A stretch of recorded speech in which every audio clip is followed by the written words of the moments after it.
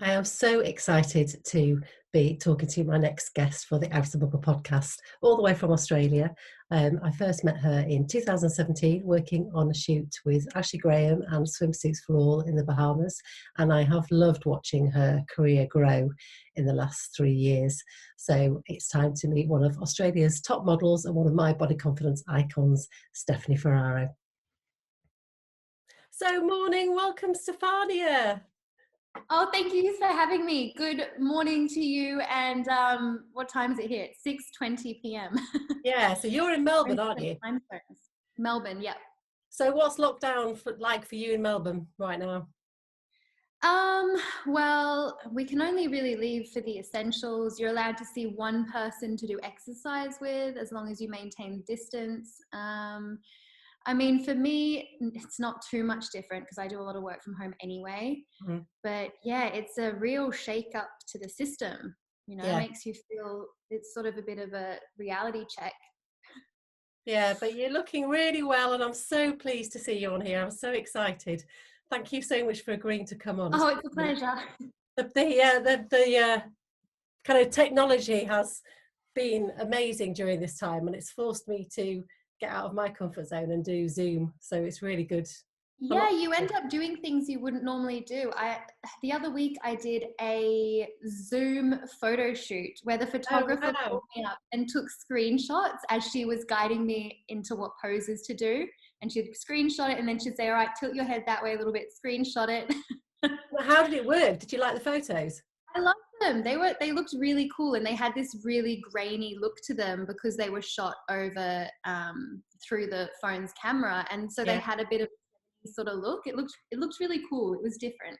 Brilliant. Well, I'm looking forward to you sharing those.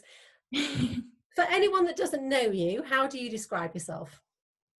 I describe myself as a bubbly 26-year-old model with Italian English descent. I love to express myself through photos, and modeling is really sort of my passion. And am I right in thinking that you knew from quite an early age that you wanted to get into modelling?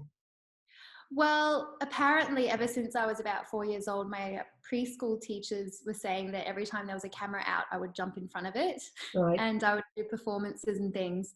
But I was 16 when I decided that I wanted to pursue modelling and go down that path. And what was it, do you think, that attracted you to it in the first place?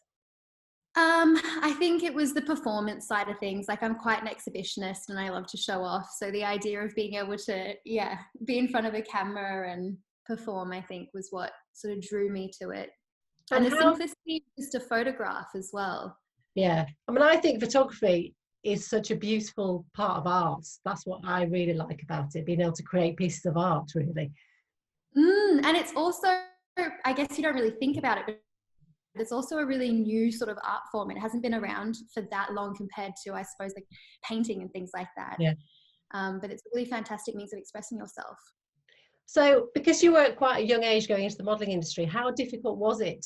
Because it is quite a harsh industry. There's a lot of rejection and... Oh, yeah. It was really hard. I didn't actually think that I would ever be able to break into it. It took me 4 years to book my first paid job. Right. And what was your first job? Knocking on doors and just trying to get into the industry, getting rejected. But I just spent that whole time doing photos and I guess getting comfortable in front of the camera. So when I did finally break in, I think it was the right time. Yeah. And what was your first job? It was a campaign for Target, a national series of television commercials with GOK1, which you would know very well in England. Yeah. Yeah, brilliant. Did it have a knock-on effect on your body confidence though when you kept getting rejected all the time? Oh yeah, for sure. I always thought that I was never slim enough. I thought it's something that I need to change, as opposed to the industry needing to change. I felt like I had to change to fit in the industry, and I was always trying to lose weight. Yeah, I was a bit obsessed with trying to get my weight down. I was told I needed to lose it, and I always felt a bit funny going into agencies because I always felt like I looked too big and they were thinking that I looked too big. But I didn't even know that plus size modeling was a thing until I think I was 19 or 20 when I found out it even existed. Right. And there was a market for different body types. Yeah. So what was that? Was there a kind of moment when you thought, actually, do you know what? This is the size I am. This is the shape I am. And you have an amazing body. Oh, Did, was there a time when you just thought, do you know what? This is who I am, and they're going to have to work with me and accept me? um, I think what happened was I got a photographer here in Melbourne called Peter Coulson, really sort of took me under his wing and accepted me and my body type the way it was. And then when I got the Target job, and then I got another job shortly after that with Dita Von Teese Lingerie, and having that series of, I guess, support from the photographer and from those jobs sort of helped me decide that, no, I am fine the way I am. I'm going to accept it, and other clients will accept it because, yeah, I guess that probably helped a lot. So it didn't entirely come from within me. I did have Mm. that outside support as well. I wanted to talk to you about the Dita Von Teese because I absolutely adore her. I think she's amazing. I was meant to go see her in Manchester next month for my 50th, but obviously with all this, she's had to postpone for Yes, a it year. got cancelled. Yeah, but how does it feel to be now in a position where you are working with such kind of iconic females? It still doesn't feel real. Like, Mm. yeah, it's a strange feeling, and I'm very appreciative of it. And I still wonder, why me? But yeah, I love it, and I count my blessings, for I lack of a mean, better term. you, all your images, you just kind of exude body confidence. And when we did the swimsuits for All Shoot 3 years ago, that was one of my first jobs. And I remember being so, so nervous. And you were amazing because I thank God you were there because you were so warm and reassuring, and you just gave my confidence a massive boost. But do you have wobbles? Do you ever have wobbles?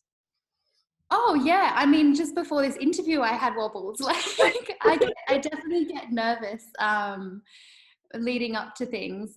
But it's funny you should say that I help, because I found that during that photo shoot that you inspired me so much during that photo shoot, and I will never forget it, because you made me feel like I can be beautiful even as I grow older or my hair changes, and I look forward to it now. And it was really inspiring to see someone so beautiful that you don't often get to see, unfortunately, in the modeling industry. I feel like we often see teens and 20-somethings, which I don't find particularly empowering. So to have you there at the photo shoot and to model beside me was such an empowering experience. Yeah, likewise. Thank you. I won't forget it either. That was kind of, if I don't do anything else in my career, that's one of my absolute highlights. It was so exciting. Yeah. Talking of the industry, do you think it is changing? Because I know back in 2015 you did a campaign about drop the plus size. Yeah. Has that, do you think you've seen changes, and what was the campaign about? So basically, it was just about not referring to models that weren't sort of the standard Mm. in different terms. So, for example, if you had a model that was a size 12 instead of the standard size 8, they were always sort of labeled instead of just accepted and called a model.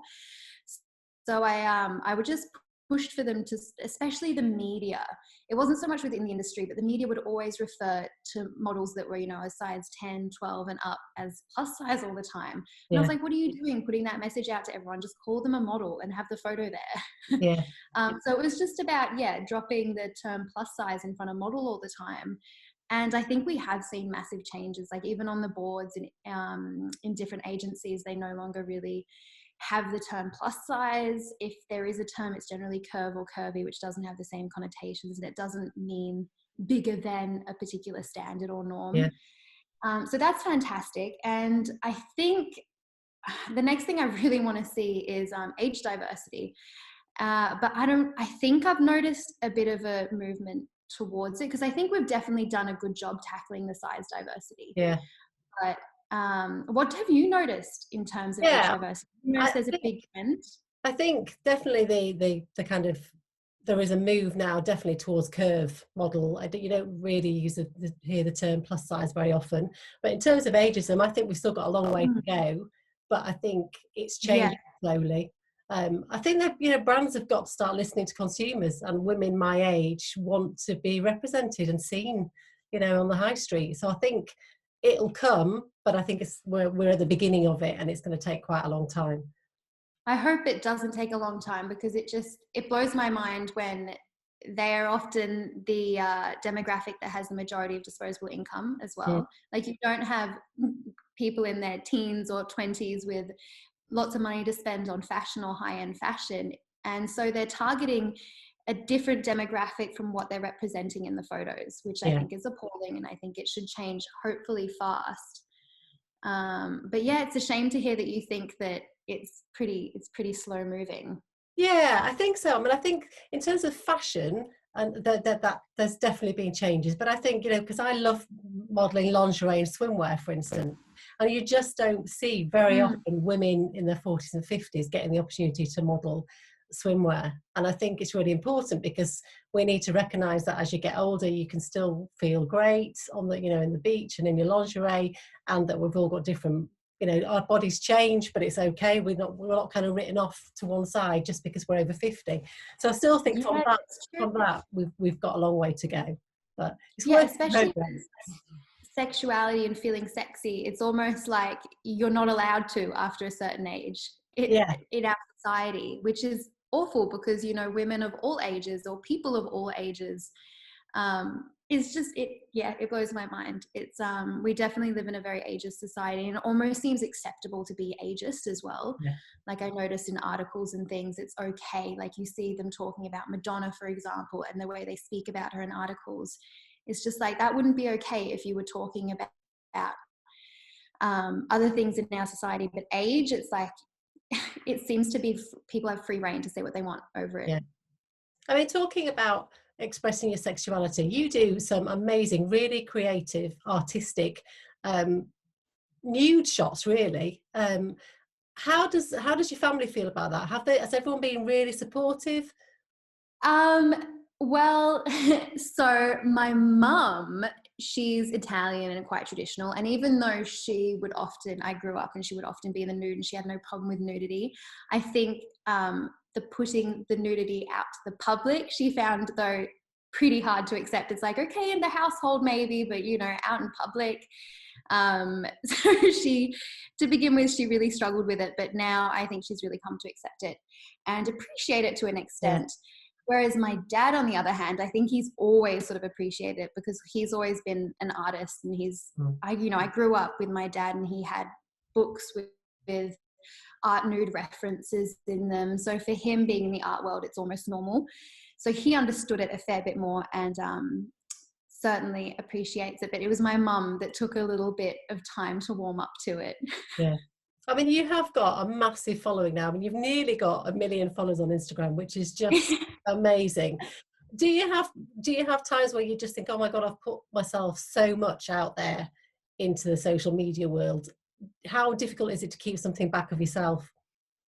Well, I quite love being in the public eye, and like I said earlier in the interview, I'm quite the exhibitionist and performer, so I don't mind that so much.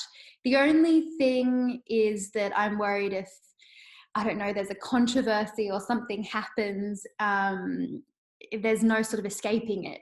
So my fear, I guess, is perhaps for the future and what that might hold, but as it is, I've got sort of no qualms in putting myself out there, and I don't really feel the need to hold back too much.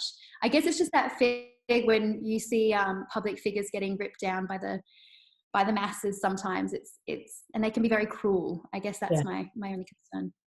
Do you have a kind of strong female following that give you a lot of support? And because I think you're really inspiring from my point of view, I see your body confidence and what you're doing and how you push yourself, and that inspires me to think, well, I know, come on Rachel, step it up a bit, you can do this. You must be having the same impact on other women. I get a lot of commentaries and messages from women. It's about 40% women on my social medias. And so it's majority men, which I don't mind as well. A lot of them are artists too, but yeah, there's a lot of lovely messages coming through from them, and that definitely helps in turn inspire me as well to continue going. And let's talk about Melbourne Fashion Week, which is another groundbreaking thing that you did. Last year, did you become the first curve model to be an ambassador for Fashion Week? Yeah, I think I was the first size 12, 14 ever to be an ambassador for a fashion week, I think in the world even. Wow.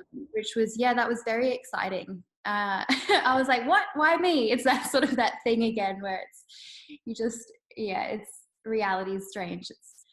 But no, that was very exciting. This year, I almost walked my first walk for Virgin Melbourne Australian Fashion Week, and I went to the fitting, and then just before it happened, it got cancelled because of Corona. Oh no. Oh, so maybe when it comes back up again, you'll get that slot. That'll be amazing. Yeah, maybe I'll walk in my first Virgin Australia Fashion Week. I look forward to that. Do you suffer from imposter syndrome sometimes still? Oh yeah, I never really thought about it, but now that you've said it, and also just the way I've been speaking, it's like, yeah, probably a little bit, I guess. How do you overcome that? I don't know. There's sort of this thing where I feel like, no, I'm really good at my art form. I practice it all the time. I'm really devoted to it. I should be able to achieve it and feel good about it. But then at the same time, I'm like, but there's so many other people that are just as deserving and just as good. Oh God, I don't know. I don't know how I do.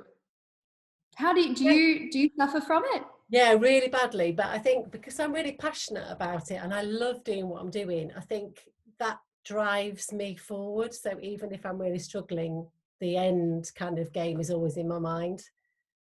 I think right. I wonder if it's a similar thing. Because you're so passionate about what you do, and even if you never got a contract again with modelling, you would still do the photographs. Oh, 100%. I just keep on going. Yeah. Yeah. Because you love it so much. So I guess if you really enjoy what you're doing, even if it causes anxiety sometimes and gets you to question yourself, then I think it helps drive you. 100%. That's probably what it is. I'm focusing on creating beautiful photos and not necessarily what's happening around it, other than the creation.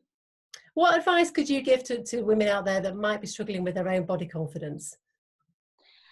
Oh my gosh, I suppose just don't fight your body and your body shape is probably the biggest one I'd give, because for so many years I was always trying to restructure the way my body looked. I wanted to be 10 kilos, 15 kilos less. And I was always sort of fighting that. And I feel like my body fought back. And when I finally accepted it, it takes a little bit of time because you still might feel a bit uncomfortable with the way it is, but eventually you do end up accepting it. And you don't want to be battling eating disorders. You don't want to be, putting your body through that. And it's so much easier said than done. I guess you also need perhaps, you need that support around you as well. But I guess the biggest thing is just don't fight the way your body is built. Yeah, I love that. How ambitious are you for the future? Pretty ambitious. Like I've got big goals. I'd love to continue modeling and I don't at the moment have like a specific goal set other than to continue doing what I'm doing in terms of creating. I'd love to get into video more, but I guess, I just keep looking at the next step in modeling. It's like reach a new audience, I don't know, just continue doing what I'm doing. Yeah. Would you ever have I have high hopes. Yeah, I'm sure. Would you ever have your own lingerie range? I can just imagine a Stefania lingerie range. I don't think so. Perhaps maybe if it was a bit of a collaboration with a pre-existing lingerie range, but I guess I don't really feel the need to sort of have a line. I'm also, believe it or not, maybe it is believable, I'm not particularly savvy when it comes to fashion and design and styling. Which is also probably part of the reason I do a lot of nudes, because I'm like, don't know what outfit to put together, I'll just be nude. So probably not, no, is the simple answer. But I don't believe that, because I've seen your YouTube videos, like when you do, is it black milk, you work a lot with the design, the label. You've got great style, you look amazing in those videos. Oh, thank you. They sent me the outfits, and it's also a whole lot of fluking it. I pretend I know what I'm doing and saying, when the reality is, the reality couldn't be further from the truth. What's a typical day for Stefania? Recently I've been getting up pretty early, like at 6:30, going for my social distance walk and sitting down on social, maybe editing a video or creating a video. I filmed a hair tutorial the other day. So I guess just working on social media a lot of the time, if I'm not doing modeling jobs, and at the moment I'm certainly not. I do a lot of cooking and cleaning, like I'm a bit of a housewife as well, to be honest, That's as well nice as my though. mom. Yeah, it's It nice. is really nice. I enjoy it. Do you think this experience will have changed the way the fashion industry moves forward? Do you think we'll see changes after this where we are doing more from home and using technology more? I think so. I think that it's definitely going to create new pathways in our society, because people are having to think outside of the box and they're having to think of new ways to do things. I'm sure that designers are now booking people on social media to shoot things from home, because I know I had my agent contact me and she was asking me, how long does it take you to shoot, say, 10 outfits at home? And how long she was asking all these questions because they're probably getting a lot of clients coming through and asking about booking models to do things from home on social media. So that it might well sort of feed that social media influencer and people creating the shots themselves instead of going onto sets and having, the photographer there and everything. And there's also a sort of a demand for more raw, real, at-home photography, I think, with social media. People want to see more natural sort of images, and I think people respond really well to them too on social media. So I think with the industry that this isolation is definitely going to shake it up a little bit and change things. Yeah. No, it'll be interesting to see what happens, won't it? Yeah. You've worked obviously you're based in Australia, you've worked in London, you've worked in America. How different are all these countries in terms of fashion and the model industry, or are they all pretty much the same? Well, my experiences overseas were not great. The only work I got when I was based in London was primarily in Milan. I didn't actually have any London-based clients. It was a fabulous experience because I really enjoyed London and I loved living there. And it was probably more of a holiday than anything else and a big money waste. And especially New York. My God, so much money spent and so little came out of it, but I got to experience New York. Yeah. So for me personally, it was very different overseas. Whereas in Australia, I feel like I have my clients, I have my place in the industry, and I book work, and it's pretty continuous. So I don't know what it is. I don't know. No, it's interesting. Yeah, it's I think I'm probably going to stay based in Australia, and especially now, also just talking about the fact that clients are booking models to do more from home. I think I'll probably stay based in Australia and I won't try overseas again. And if there are overseas clients that want to work with me, there's always ways around it now with the internet and booking photographers. My partner does photography as well, so he shoots a lot of my social media shots and campaigns. So there's really no need to go overseas anymore for me anyway. I'm going to say it to my agent. I'm like, no, I'm not going overseas. I'm not doing that to myself again. Well, I look forward to watching everything that you get up to. Thank you. Last three questions I ask all the guests. So I know you're a huge music fan. You love music, don't you? Do you have a favourite song that motivates you? Favorite song? I feel like I have favorite songs and then I play them so much that I exhaust them and they're no longer favorite songs. But my heart, when it comes to music, is definitely in the 80s. I love synth. I love 80s music. Suzi Quatro, I adore her. She never gets old for me. Just my heart's in the 80s. Brilliant. I'm going to go with Suzi Quatro. I loved her too. She's amazing. Yeah. And what about, do you read much? What about a book that's inspired you? Okay, well, when I was younger, I was never really into reading until I discovered Paul Jennings. Have you heard of Paul Jennings? No, I haven't. So he writes these fabulous sort of children's stories, but they're also, I read them now to kids and I still enjoy them. I think they're amazing. And at the time I found them really inspirational and they got me interested in English. and writing in general. And he, just reading him again has made me want to start writing as well during all this isolation. So I want to give it a go writing short stories. So Paul Jennings would be my go-to. Yeah, brilliant. I shall look him up. And what about who inspires you? Oh, probably my parents. Yay, that's lovely. I think, yeah, I find my parents really inspirational. My mum is just incredible. She is an astrophysicist, and she's a doctor in astrophysics.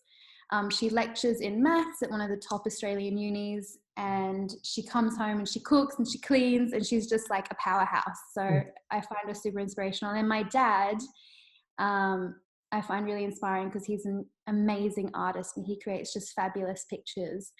So he's been a big inspiration for me in terms of modeling and creating art myself. So yeah. And are you doing lots of FaceTime with both of them? Probably not enough. Dad tried FaceTiming me before and I didn't get back, but yeah, I'll probably call him back soon. We have been chatting probably a fair bit, but we always talk a lot on the phone anyway. Well, thank you so much. It's been so lovely to talk to you again. Thank you, Rachel. Thank you so much for having me. It's so good to see you. Yeah, and I hope you get through the rest of lockdown, staying well and healthy and keeping busy. And yeah, sending lots of love. Thank you. Thank you so much. Right back at you.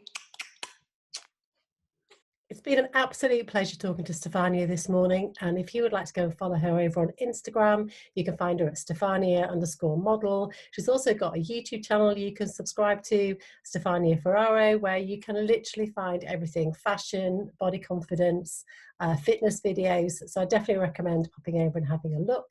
And I will be back in the future with another guest. Watch this space and keep being fabulous.